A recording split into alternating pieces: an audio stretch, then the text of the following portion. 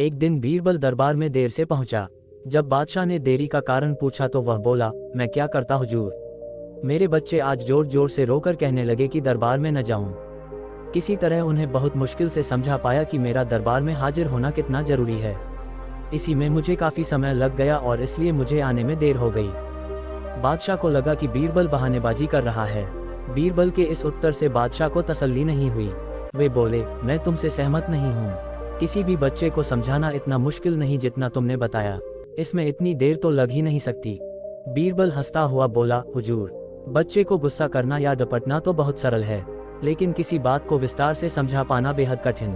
अकबर बोले, मूर्खों जैसी बात मत करो। मेरे पास कोई भी बच्चा लेकर आओ, मैं तुम्हें दिखाता हूँ कि कितना आसान है ये काम। ठीक है, जहाँ पनाह।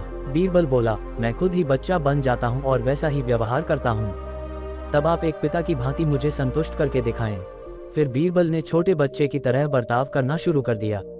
उसने तरह तरह के मुंह बनाकर अकबर को चिढ़ाया और किसी छोटे बच्चे की तरह दरबार में यहाँ वहाँ उछलने कूदने लगा। उसने अपनी पगड़ी जमीन पर फेंक दी।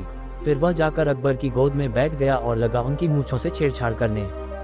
बादशाह कहते ही रह गए, नहीं नहीं मेरे बच्चे, ऐसा मत करो, तुम तो अच्छे बच्चे हो ना।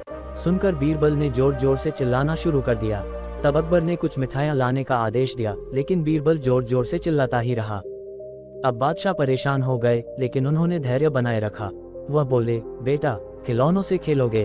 देखो कितने सुंदर खिलौने हैं। बीरबल रोता हुआ बोला, नहीं, मैं तो गन्ना खाऊंगा। अकबर मुस्कुराए और गन्ना लाने का आदेश दिया। थोड़ी ही देर में एक सैनिक कुछ गन्ने लेकर आ गया, लेकिन बीरबल का रोना नहीं थमा।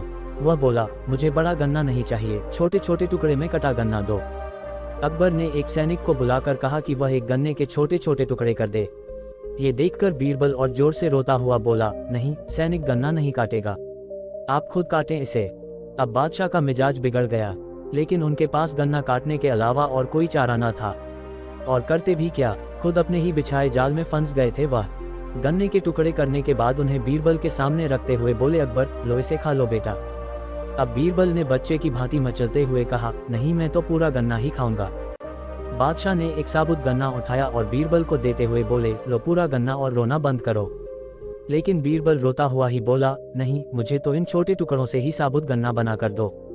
कैसी अजब बात करते हो तुम, ये भला कैसे संभव है?